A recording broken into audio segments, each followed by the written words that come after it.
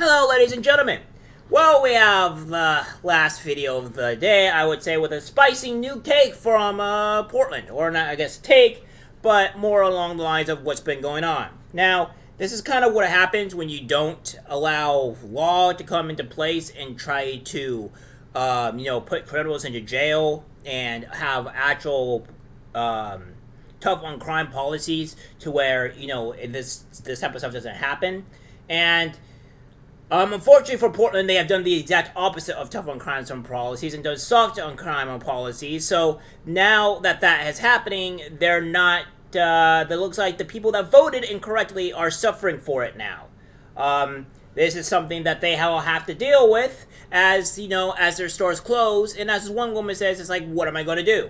Well, there's a couple of things that you can do, but you're going to have to realize that yourself. Take a look at this clip to where Portland is now starting to decay and become a third world country.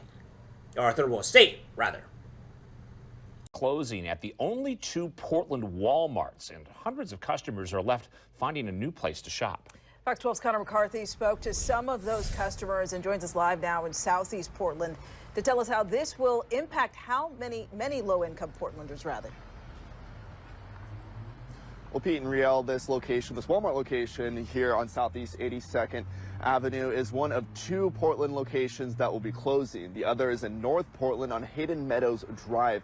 Now, I spoke to customers at both locations, and they say the closing of these Walmarts will have a huge impact on their neighborhoods. It's a closure that will impact hundreds of Portlanders.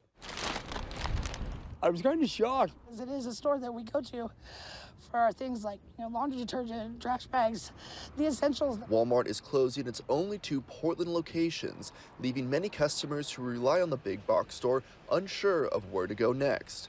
Amanda Paul is a regular shopper at the Walmart on Southeast 82nd.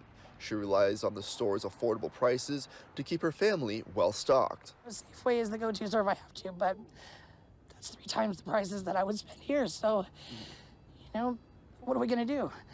You're gonna have to go further? Well, then you got gas money, so you might as well just pay for it at Safeway at this point. Walmart says they're closing both Portland locations because they were not meeting financial expectations. But customers wonder if it's shoplifters impacting the store's bottom line. We gotta resolve the shoplifting one way or another. If that is simply the problem, it's gotta stop. It's not just Amanda, but many households in the Lentz neighborhood surrounding Walmart rely on the store to meet their needs. According to a 2017 Portland State University study, the Lentz neighborhood is considered to be a food desert. This means there's no easy access to affordable groceries for one of Portland's poorest neighborhoods. At the time, the study named the Walmart and a Winco nearby as the closest affordable stores for groceries in the neighborhood. After March 24th, there will be just Winco. We live near some low-income housing, and I know that some people are here weekly, so I don't know where they're gonna go. Well, Pete and Riel, I did reach out to Walmart to see if shoplifting is one of the contributing factors for pulling business out of Portland. I also asked to see if there are plans to bring business back into the city in the future, but I didn't get a response. Live in Southeast.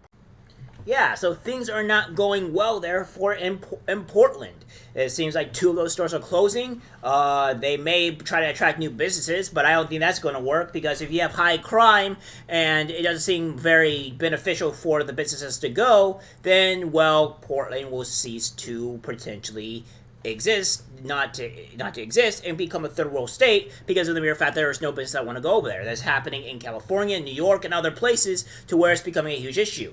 And that's not the only thing that's happening in Portland. There are home squatters or homeless squatters that are affecting people's lives there, where there was a fire that started, and now there's even the mere fact that we have where the home owner is not doing anything to address the situation. They may even break it down or what have you, that is causing all these other people stress or wanting to move because of how bad it's become there. As I said, Portland's become a third world state, and there's nothing they can really do about it unless they change the way their policies are. And I digress. It's not going well. Take a look. A group of squatters has taken over another house in southeast Portland. They're camping in the yard, vandalizing the home, even setting it on fire. And you can see in this video, neighbors' homes were threatened by the flames. Look at that. So what can be done about this? Blair Best takes a look. It's the piercing sound of a neighborhood on the defense. Workers remove damaged fence posts. Jacob Adams' latest attempt to block his family from the house next door. It's been horrible. He lives next to one of the many abandoned homes in southeast Portland, overrun by squatters. Explosions and theft and screaming and pounding at 3 o'clock in the morning on the roof. So we are going to approach this house right now. It seems a little alarming just by the looks of it. There's a lot of graffiti and X's on the doors. You can clearly see that there's been a pretty big fire, so here we go. This video shows a fire in mid-February at the property, spreading to Adams' fence and tree. While I'm putting the fire out, my wife is hysterical, and propane tanks are igniting off within feet from my face. He says it felt like a war zone. And I'm thinking, is this going to be, am I going to, save my wife and my house and then I'm not going to be around or, critically injured? All right, so we're in the backyard now and we're watching our step because there's lots of needles and empty tequila bottles here in the yard. Now we're told that no one is here right now. We've tried checking on the tent. No one's been home, but we're told that they come back at night.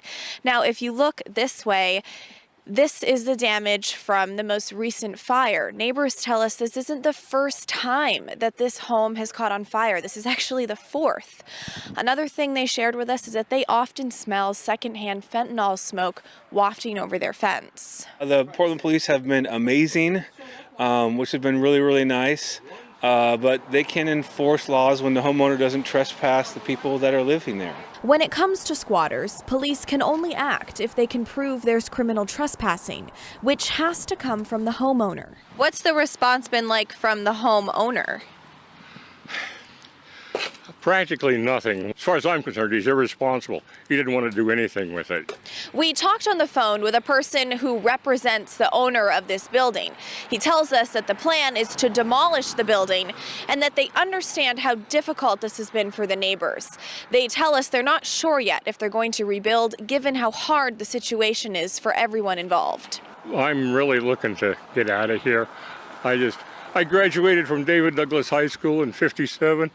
This is my neighborhood, but I just can't put up with this anymore. In southeast Portland, Blair Best, KGW News.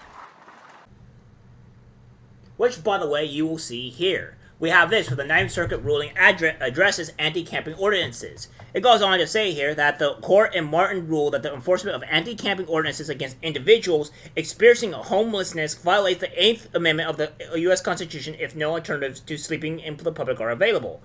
So essentially, you are able to do crime, fire, what have you, and as long as you don't have no sleeping sleeping areas available, you can just do whatever the hell you want, which is kind of insane, but that's what's going on here. And now we have this with Oregon as well. Here's how Oregon's drug decriminalization measure is going 1 year later. Oregon voters passed Measure 110 in November 2020, which decriminalized the possession of all drugs, including cocaine, meth, and heroin. In February 2021, the measure went into effect. Now, if you were caught with a small possession of amount of drugs, you would get a citation that would look similar to a traffic ticket. Tara Hurst, executive director of the Oregon Health Justice Recovery Alliance, said, "Now, we're decriminalizing small possessions of drugs, any kind of drugs, and we are investing marijuana tax revenue since it's legal in Oregon to drug treatment and recovery services, so that's really addiction and harm reduction services," Hurst said. So, now, here's what's been going on. Is it working? We don't think so. Data from Oregon Health Authority provided to us by the Drug Policy Alliance shows more than 16,000 people have been helped so far.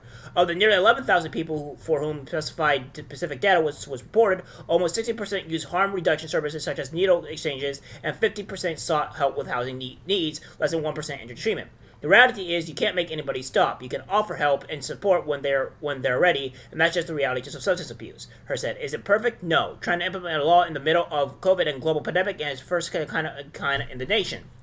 So this is what's going on here. So I think we're seeing some issues where needles and stuff are being left around, and this is all due to voters. So voters essentially did this; they voted for this type of stuff, and now they're living with the issues there. Like I said, I don't know if the people that are suffering from this actually voted that way, but I do know that voters did vote for the decriminalization of drugs, and now this is going on. So we have all this stuff that's going that is affecting these people.